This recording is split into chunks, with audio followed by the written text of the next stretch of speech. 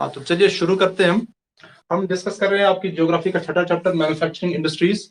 और पिछले वीडियो में हमने डिस्कस किया था एग्रो बेस्ड इंडस्ट्रीज क्या चीजें हैं, ठीक है, कौन सी इंडस्ट्रीज होती हैं, इसमें एग्जांपल्स जो है।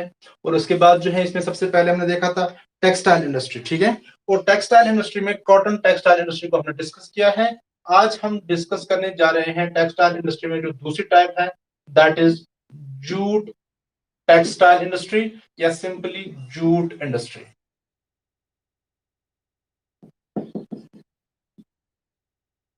ठीक है। सो जूट जो है, जिस वक्त हम एग्रीकल्चर आपकी जियोग्राफी का 5वां चैप्टर डिस्कस कर रहे थे तो हमने देखा था जूट जो है इसको दूसरा नाम दिया जाता है golden fibre, because of its golden colour. ठीक है, जूट जो है इसका दूसरा नाम है गोल्डन फाइबर, जो इसका गोल्डन कलर है उसकी वजह से इसे गोल्डन फाइबर भी कहा जाता है।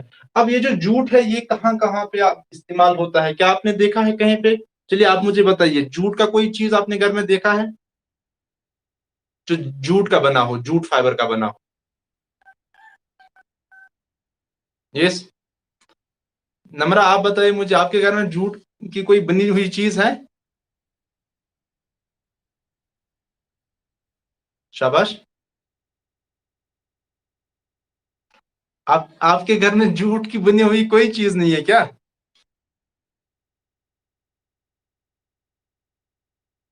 अच्छा रहने दो, चलिए मैं यहीं से एग्जांपल दूंगा आपको। आपने बोरियां देखी हैं जिनमें आप जो है राइस लाते हो, आटा लाते हो ना, या राइस लाते हो आप राशन स्टोर से? वो बोरियां जो है ना, वो बोरियां सैक्स जिनको कहा जाता है, ठीक है। रोप्स भी, बहुत सारी रोप्स ऐसी होती हैं, कुछ नायलॉन की होती हैं लेकिन कुछ जूट की होती है। मैं आपको इस तरह बताऊं, जो बोरियां होती है ना, बोरियों की तरह जो आपको रोप्स मिलेंगे ना, वो इसी जूट की बनी होती है। और जो बोरियां हैं वो भी किसकी बनी होती हैं? जूट की बनी होती। ये एग्जाम्पल्स है जहां पे जूट का इस्तेमाल किया जाता है। अब अगर हम इंडिया की बात करेंगे, इंडिया जो है it is the largest producer of jute in the world. India जो है it is the largest producer of jute in the world, लेकिन it is the second largest exporter of jute.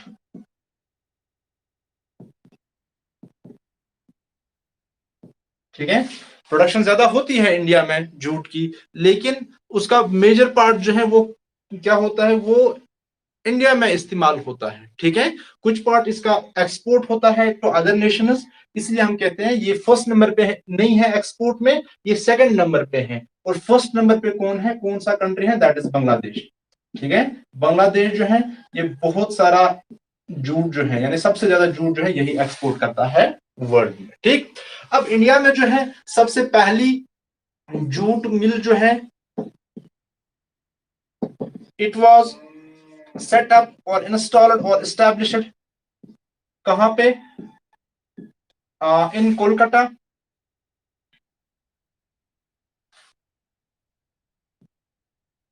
Instead हम कह सकते हैं near Kolkata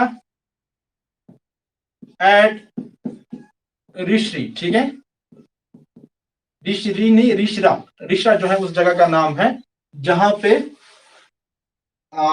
Kolkata के नजदीक जो है वेस्ट बंगाल में सबसे पहली जूट मिल जो है एस्टैब्लिश की गई।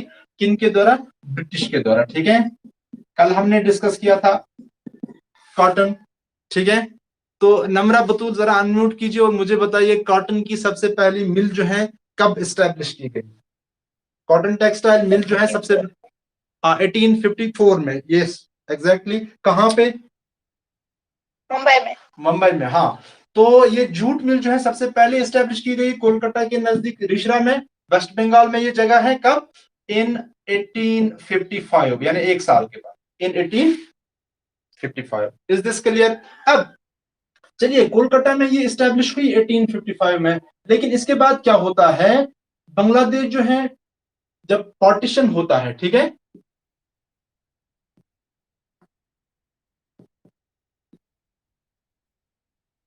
जब इंडिया जो है दो मुल्कों में बट जाता है 1947 में, तो एक पाकिस्तान बनता है और दूसरा इंडिया बनता है। बांग्लादेश जो है ये पाकिस्तान का हिस्सा बन जाता है, ठीक है ना। तो इसलिए इसे बांग्लादेश को जो है इसे ईस्ट पाकिस्तान कहा जाता है। ईस्ट पाकिस्तान इसको कहा जाता था 1947 के बाद, क्योंकि बांग्लादेश जो है जब आप मैप पे देखोगे ये उस वक्त 1947 के बाद जो है ये पाकिस्तान का हिस्सा था। तो अब क्या हुआ, जब पार्टीशन हुआ तो ये जूट की मिल्स जो है, ये most of the jute mills जो है ये इंडिया में आ गई, ठीक है। लेकिन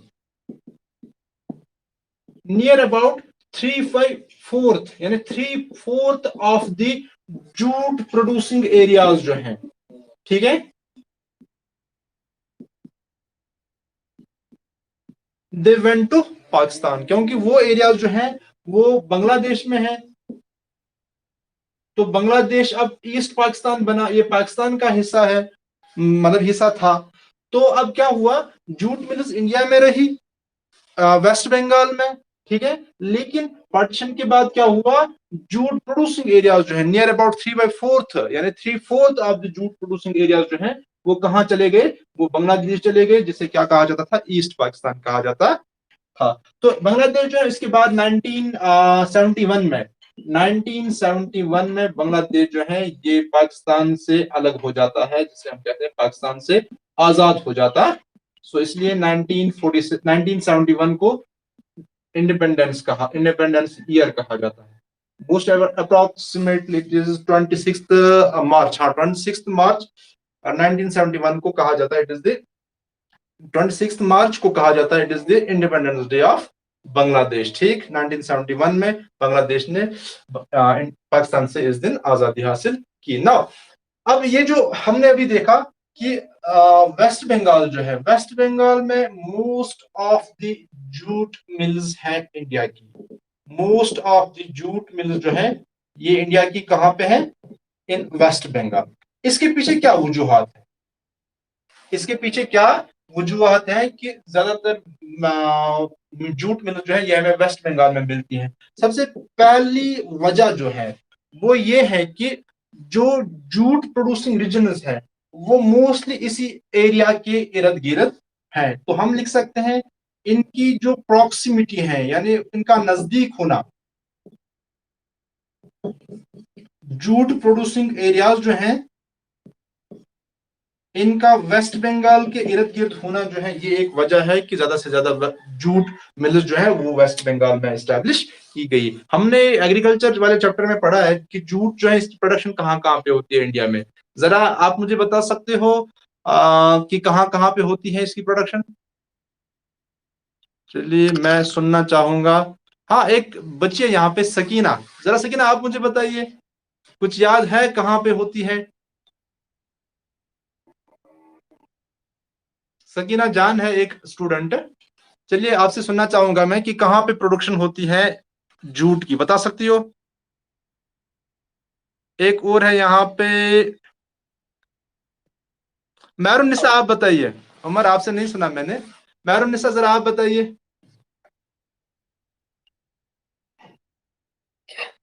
आसाम आसाम। अच्छा आसाम एक स्टेट, और कहाँ से? चलिए तमीम आप बताइए मुझे। उमर चुप हो जाओ, तमीम आप बताइए मुझे कहाँ कहाँ कहाँ पे होती है production? Tamim yes.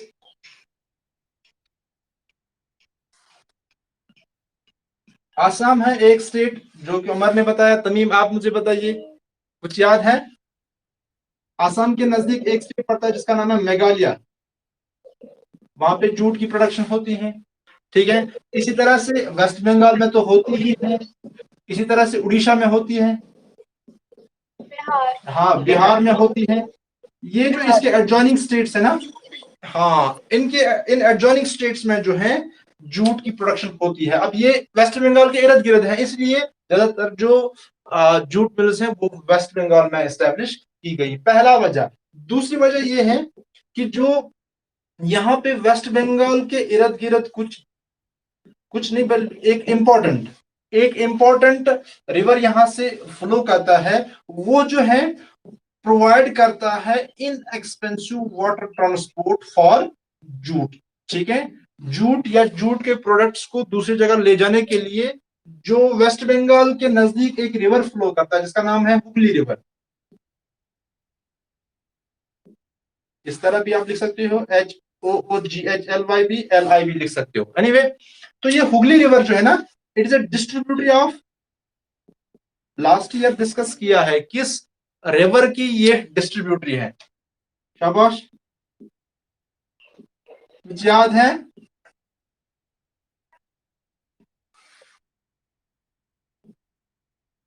Ganga river की डिस्ट्रीब्यूटरी है। शाबाश। तो गंगा रिवर जो है, जो इंडिया के थ्रू फ्लो करता है ना, तो वेस्ट बंगाल में फराक्का बैरेज जो है वहां पे ये स्प्लिट होता है। एक इसकी डिस्ट्रीब्यूटरी जो है वो नीचे जाती है, ठीक है, जो वेस्ट बंगाल में कोलकाता वगैरह वहां से फ्लो करती है, तो आगे जो है वो बनाता है सुंदरबन डेल्टास। और दूसरा हिस्सा जो है उसको, जिसको आगे पद्मा शायद बोलते हैं, आप पद्मा ही बोलते हैं, तो वो बांग्लादेश में चली जाती है अगला हिस्सा। ठीक है, तो ये हुगली रिवर जो है यही इस कोलकाता के नजदीक से फ्लो होकर जाती है। और ये वाटर ट्रांसपोर्ट, ठीक है ना, जिस तरह से हमारी हाईवेज होती है ना, रोड्स को हम कहते हैं हाईवेज, ठीक, नेशनल हाईवेज जिस तरह हमारी होती है, इसी तरह से हमारी वाटरवेज भी है, नेशनल वाटरवेज। ठीक, नेशनल वाटरवेज, ठीक है। इन वाटरवेज के थ्रू जो है ट्रांसपोर्ट किया जाता है जूट रॉ मटेरियल को भी, और जूट जो है उसके प्रोडक्ट्स को भी। तो इसकी वजह से भी क्या होता है, ये इनएक्सपेंसिव ट्रांसपोर्ट बनता है। और ये एक रीजन है कि जूट मिल्स जो है मोस्टली कहां पे है, वेस्ट बंगाल के अंदर है। दूसरा रीजन, तीसरा रीजन जो है वो ये है कि सिर्फ वाटर ट्रांसपोर्ट ही नहीं है, बल्कि आपको इसके इर्द गिर्द जो है, इस कोलकाता के इर्द गिर्द जो है, आपको एक अच्छा नेटवर्क मिलेगा, रोड्स का भी और रेलवेज का भी। ठीक है, तो इनकी वजह से भी शुरू से ही जूट प्रोडक्ट्स या जूट के रॉ मटेरियल को ट्रांसपोर्ट करना जो है ये बहुत ही आसान बना। इसलिए most of the jute mill जो है स्टैब्लिश की गई वेस्ट बंगाल में। तो और आपको वेस्ट बंगाल में जो है आपको चीप लेबर मिलेगा। ठीक है, जो वेस्ट बंगाल और इसके एडजॉइनिंग स्टेट्स हैं, एडजॉइनिंग रीजन्स हैं, वहां से आपको चीप लेबर मिलता है। ठीक है, तो चीप लेबर की वजह से भी क्या होता है कि most of the jute mill जो है ये स्टैब्लिश की गई कहां पे, वेस्ट बंगाल के अंदर। ठीक है, और जो यहाँ पे ये हुगली रिवर है ना, ये आपको एडुकेट वाटर प्रोवाइड करता है फॉर प्रोसेसिंग ऑफ जूट। ठीक है ना, जो रॉ जूट है उसको प्रोसेस करने के लिए क्या प्रोवाइड करता है, एबंडेंट वाटर आपको प्रोवाइड करता है। कल हमने एक टर्म पढ़ी थी गिनिंग, GINNING। चलिए आप मैरून से आप मुझे बताइए जरा, गिनिंग किस प्रोसेस को कहा जाता है? आप कुछ साइलेंट ही हो।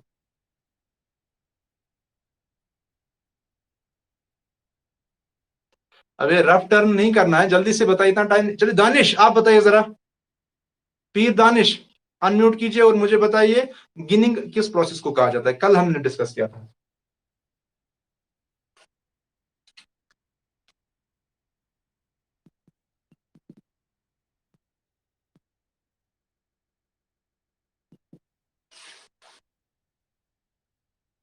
बताइए।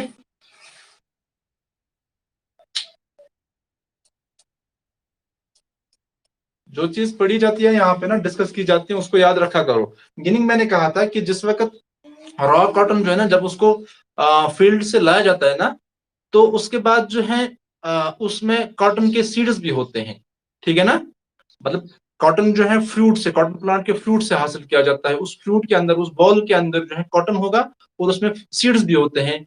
उन सीड्स से जो है कॉटन को निकाला जाता है, यानी सीड्स जो है उस कॉटन से अलग किए जाते हैं, उस प्रोसेस को कहा जाता है गिनिंग। ठीक है ना, तो हमने कल देखा था removal of seeds from cotton, उस प्रोसेस को कहा जाता है गिनिंग। ठीक है, ये क्लियर हुआ? तमीम जरा मुझे बताइए, क्लियर हुआ? Yes sir. ओके, म्यूट कीजिए। अब दूसरा है रेटिंग। यहाँ पे मैंने लिखा रेटिंग, RETTING, रेटिंग। क्या होता है, जिस तरह कॉटन जो है कॉटन प्लांट के फ्रूट से हासिल किया जाता है, इसी तरह से जो जूट है ना, ये जूट प्लांट के स्टेम से हासिल किया जाता है, ठीक है ना। ऊपर से मतलब हार्ड स्टेम होता है, अंदर जो इसका फ्लोएम है ना, वही फ्लोएम जो है वो फाइबर होता है, ठीक। अब क्या होता है, ये स्टेम जो है हार्ड होता है, डायरेक्टली जो है हम इससे इसको फाड़ के तोड़ के जो है ये नहीं निकाल सकते हैं, उस तरह मुश्किल होता है इससे ये अंदर से ये फाइबर निकालना, जूट निकालना। अब क्या किया जाता है, इस सिस्टम को कुछ दिनों के लिए वाटर के अंदर जो है इमर्स किया जाता है, डुबोया जाता है, ठीक है, वाटर के अंदर रखा जाता है। तो ताकि जो इसका ये आउटर हार्ड लेयर है ना, बाहर से जो इसकी बारक है ना, हार्ड हार्ड वुडी लेयर जो है, ये जो है ये आहिस्ता आहिस्ता वाटर के अंदर जो है सॉफ्ट हो जाए, डिकम्पोज हो जाए। जब ये डिकम्पोज हो जाती है, फिर जो है इसको तोड़ना और अंदर से जो है जूट निकालना ये आसान हो जाता है। इस प्रोसेस को, ये जूट प्लांट के स्टेम्स जो है वाटर के अंदर इमर्स करने को, सो दैट द स्टेम जो है इट सॉफ्टन्स, ठीक है, इस प्रोसेस को कहा जाता है रेटिंग। ठीक है, अब क्लियर हुआ। So rating is the immersing of, immerse, repeat. हाँ हाँ भाई मैं रिपीट कर रहा हूं, immersing of jute stem in water for decomposition और सॉफ्टनिंग ऑफ आउटर वुड। जो आउटर वुड है ना,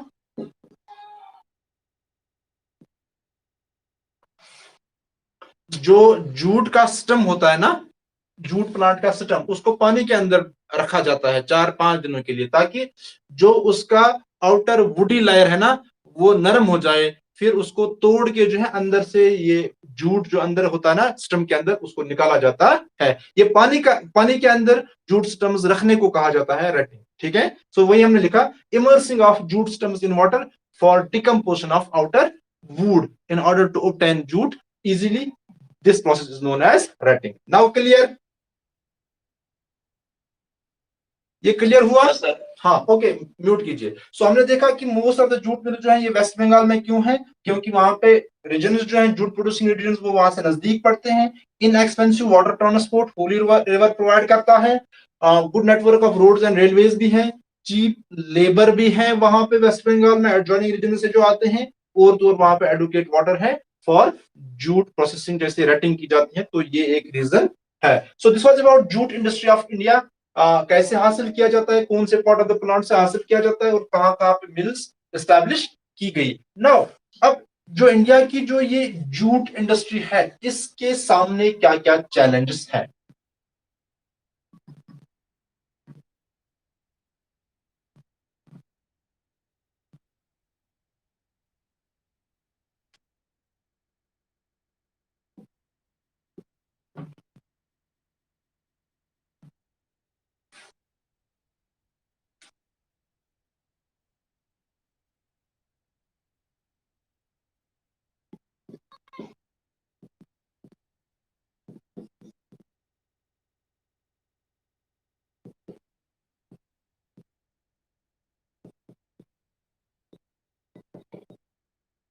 इसके लिए सबसे बड़ा चैलेंज जो है ना, दैट इज जो इसका कंपटीशन है ना, टफ कंपटीशन या stiff competition with synthetic industries, ठीक है। हमने कल भी देखा था, सिंथेटिक फाइबर्स बनाए जाते हैं, जैसे नायलॉन बनाया जाता है, रेयान बनाया जाता है, पॉलिस्टर बनाया जाता है, बाकी बाकी सिंथेटिक फाइबर्स बनाए जाते हैं। उन फाइबर्स का जिस तरह से कॉटन के साथ कंपटीशन है, इसी तरह से उन फाइबर्स सिंथेटिक फाइबर इंडस्ट्रीज का जो है जूट के साथ भी कंपटीशन है।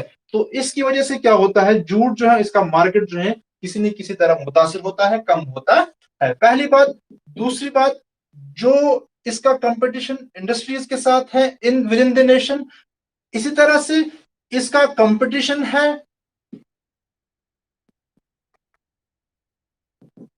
विथ अदर नेशंस के साथ, ठीक है ना। जो बाकी जूट प्रोड्यूसिंग नेशंस हैं उनके साथ भी इंडिया की जूट इंडस्ट्रीज का कंपटीशन है इन द इंटरनेशनल मार्केट। कौन कौन से, जैसे बांग्लादेश है, ब्राजील है, ठीक है, इसी तरह से फिलीपाइंस है,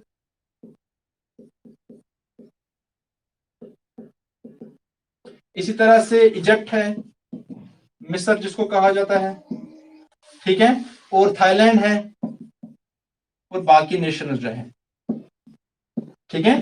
तो इन नेशंस के साथ, इन नेशंस की जूट इंडस्ट्रीज जो है, उनके साथ जो है इंडिया की जूट इंडस्ट्री का एक कंपटीशन है इंटरनेशनल मार्केट में, ठीक है। तो इसी तरह से एक और चीज है जो जूट के प्राइसेस हैं, ठीक है। हमने लिखा high prices, high prices of jute.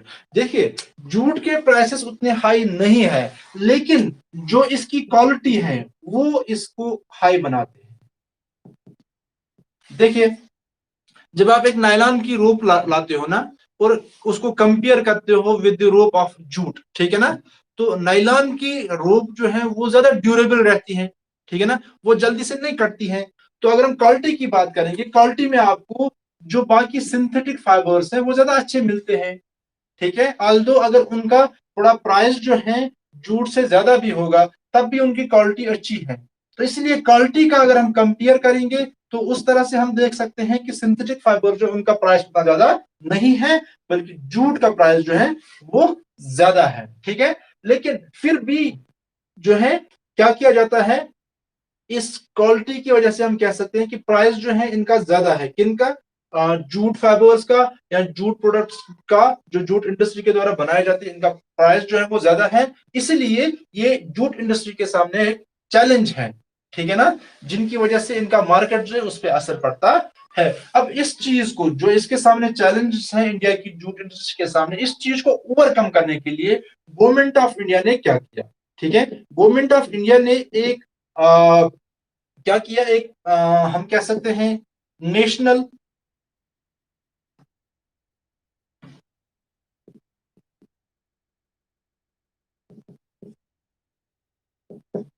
Jute plan लाया 2005 में, ठीक है ना। 2005 में एक प्लान लाया गवर्नमेंट के द्वारा जिसे कहा जाता है नेशनल जूट प्लान या नेशनल जूट पॉलिसी, ठीक है। इंस्टेड हम पॉलिसी लिखेंगे, नेशनल जूट पॉलिसी। इस पॉलिसी के तहत क्या किया गया, जो इंटरनल डिमांड है जूट की,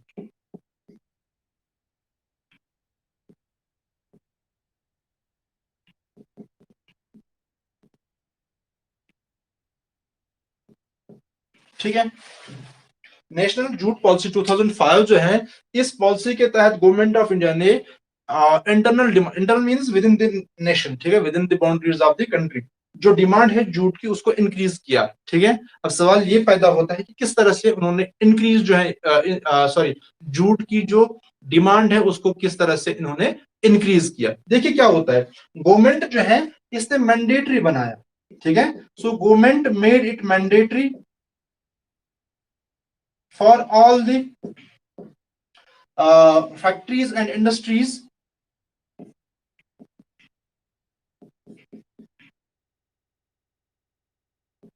ठीक है ना, जो पैकेजिंग है वो जूट की हो, ठीक है। सो गवर्नमेंट ने जूट पैकेजिंग जो है ये मैंडेटरी बनाया हर एक इंडस्ट्री के लिए, स्पेशली जो डील करते हैं फूड आइटम्स, ठीक है। जैसे राइस, राइस की जो इंडस्ट्री है, जैसे फूड कॉर्पोरेशन ऑफ इंडिया है, उन्होंने जो पैकिंग करनी है राइस की वो जूट के बैग्स में हो। वीट की जो प्रोडक्शन करते हैं, ठीक है, वो जूट के बैग्स में हो। इसी तरह से जो कॉटन की करते हैं जूट के बैग्स में हो। और जो वेजिटेबल्स, ठीक है ना, वेजिटेबल्स प्रोसेस करते हैं, लाते हैं, बनाते हैं, ठीक है, ग्रो करते हैं, वो सारे के सारे जो है वो जूट के बैग जो है इस्तेमाल करें, जूट पैकेजिंग का इस्तेमाल करें। तो जब गवर्नमेंट ने इस चीज को मैंडेटरी बनाया तो लोगों ने ओबे ओबे करना, इंडस्ट्रीज ने ओबे करना ही करना है। तो इस तरह से क्या हुआ, जूट जो है इसकी डिमांड जो है कंट्री के अंदर बढ़ गई। अब ये गवर्नमेंट ने क्यों किया, ये गवर्नमेंट ने ऐसी पॉलिसी क्यों लाई, इसके पीछे उनका गवर्नमेंट का जो है ऑब्जेक्टिव क्या था, एम क्या था, मोटिव क्या था। एम जो था वो ये था कि डिमांड बढ़े जूट की। जब जूट की डिमांड बढ़ेगी, ठीक है, जब किसी चीज की डिमांड बढ़ती है, ठीक है, जब डिमांड बढ़ती है, बताइए उस चीज का प्राइस जो है उसका क्या होता है, प्राइस भी बढ़ता है ना, ठीक है। When demand increases price also increases. जब किसी चीज का प्राइस बढ़ेगा, ठीक है ना, फॉर एग्जांपल अगर जूट का प्राइस बढ़ेगा तो इस प्राइस के बढ़ने से क्या होगा, जब प्राइस इंक्रीज होगा तो इसका फायदा जो है वो किन को मिलेगा, फार्मर्स को। जो फार्मर्स प्रोडक्शन करते हैं ना उनको अच्छा फायदा मिलेगा इसका, ठीक है। जब अच्छा फायदा मिलेगा वो प्रोडक्शन को क्या करेंगे, वो इंक्रीज करेंगे, दे विल इंक्रीज। अगले साल जो है वो इससे ज्यादा कोशिश करेंगे कि ज्यादा से ज्यादा जूट की जो है वो प्रोडक्शन हो, ठीक है। इतना ही नहीं बल्कि गवर्नमेंट ने ये भी चाहा कि जितना क्वालिटी अच्छी होगी, ठीक है, उतना, मतलब गवर्नमेंट ने ये भी एक एम रखा कि जो क्वालिटी है, ठीक है, क्वालिटी जो जूट की है ये भी इंप्रूव हो। ऑब्वियसली जब किसी चीज की क्वालिटी अच्छी होगी तभी तो उसको अच्छा कीमत मिलेगा ना। तो इसीलिए इन तीन चीजों को मद्देनजर रखते हुए गवर्नमेंट ने ये नेशनल जूट पॉलिसी लाई कि सबसे पहले जो है क्वालिटी ऑफ जूट जो है ये इंप्रूव हो, अच्छी क्वालिटी का जूट जो है इंडिया में प्रोड्यूस हो। दूसरा, जो इसकी प्रोडक्शन होती है उसमें इजाफा हो। और तीसरा जो है, जो फार्मर्स इसको ग्रो करते हैं उनको अच्छा प्राइस मिले उनकी उस प्रोडक्शन का, ठीक है, फार्मर्स को लॉस ना हो। तो with these objectives government brought in this national jute policy in 2005। So this was about the jute industry. Jute जिसको दूसरा नाम दिया जाता है गोल्डन फाइबर, गोल्डन फाइबर। तो इसके सामने क्या क्या चैलेंजेस थे और उन चैलेंजेस को ओवरकम करने के लिए गवर्नमेंट ने जो policy lie that is national jute policy, जो कि 2005 में लाई गई। किस तरह से गवर्नमेंट ने जो है जूट की डिमांड को इंक्रीज किया और उन जूट जो है उसकी प्रोडक्शन को इंक्रीज करने के पीछे जो उनका ऑब्जेक्टिव था, जो उनका मोटिव था, वो क्या था, ये हमने इस टॉपिक में डिस्कस किया। आई होप सबों को ये सारी चीजें जो है क्लियर हो गई। तो अगले लेक्चर में जो है हम इंशाल्लाह डिस्कस करेंगे मिनरल बेस्ड इंडस्ट्रीज। तो आगे जाने से पहले मैं आपसे एक चीज शेयर करना चाहता हूं। तो सबसे पहले तो मैं इसकी रिकॉर्डिंग स्टॉप करता हूं, फिर मैं शेयर करूंगा।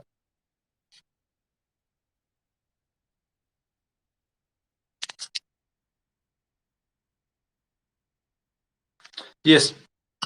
तो आज तक जो है आपको क्लासेस इस टीचमेंट के जरिए मिल रहे थे, लेकिन डायरेक्टरेट की तरफ से हमें इंस्ट्रक्शंस मिल रहे हैं रिपीटेडली कि आप जो है अपनी क्लासेस को शेयर कीजिए एलएमएस के थ्रू, ठीक है, लर्निंग मैनेजमेंट सिस्टम के थ्रू जो है अपने क्लासेस शेयर कीजिए। और बच्चों को जो असाइनमेंट मिलते हैं उसी के थ्रू मिलेंगे, और जो वो रिप्लाई करते हैं वो भी उसी के थ्रू एलएमएस के थ्रू जो है रिप्लाई करेंगे। लेकिन उसमें क्या चीज है, आपको हर एक बच्चे को जो है अपनी एक यूनिक आईडी मिलेगी और अपना एक यूनिक पासवर्ड होगा। उस यूनिक आईडी के जरिए से एक और यूनिक पासवर्ड के जरिए से जो है हम जो प्रोवाइड लिंक करेंगे उस लिंक पे वो जो है क्लिक करके लॉगिन करेंगे। जब वो लॉगिन करेंगे तो वो वहां पे हर रोज जो है जो उनको लेक्चर प्रोवाइड किए जाएंगे टीचर्स के जरिए से, जो स्टडी मटेरियल प्रोवाइड किया जाए, जो भी चीजें प्रोवाइड की जाएगी वो वहां पे मिल जाएंगे। और वहीं पे वो जो है अपने असाइनमेंट सबमिट कर सकते हैं और टीचर्स के साथ जो है इंटरेक्ट कर सकते हैं, ठीक है ना।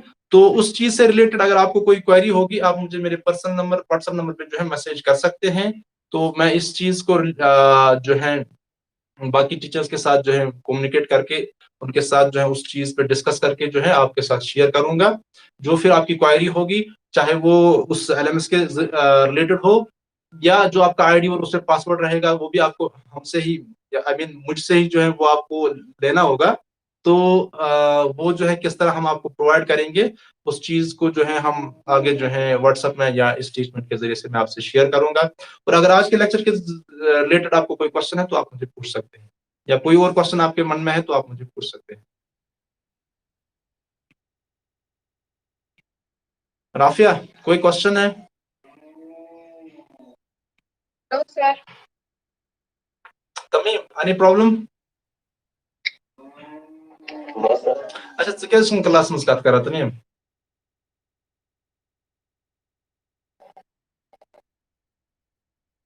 और मैरून निसा, तमीम आप बात ही नहीं करते हो, रहने दो आप। मैरून निसा आप लाइन पे हैं, जरा अनम्यूट कीजिए।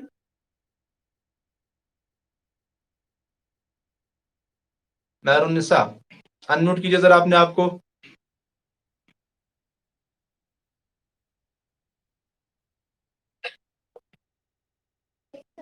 नेटवर्क नहीं है वहां पे?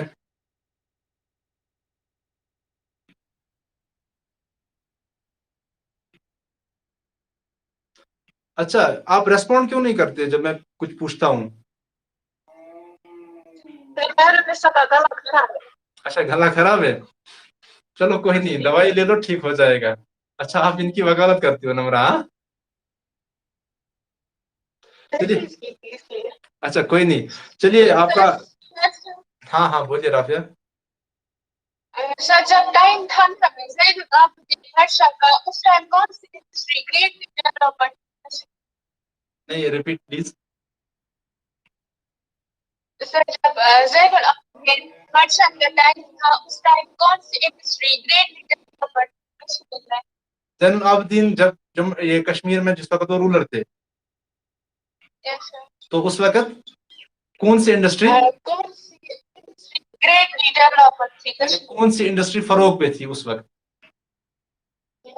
चलिए, आपका बहुत अच्छा क्वेश्चन है, अगली क्लास में इस पे हम डिस्कस करेंगे इंशाल्लाह, ठीक है? क्योंकि अभी थोड़ा सा स्कूल का भी काम है और शिविर सर की क्लास भी आगे है, अगले क्लास में इंशाल्लाह हम डिस्कस करेंगे, ठीक है? और कोई क्वेश्चन? ओके, चलिए, किसी और बच्चे को कोई क्वेश्चन? चलिए, थैंक यू क्लास में बने रहने के लिए आपका। Have a nice day.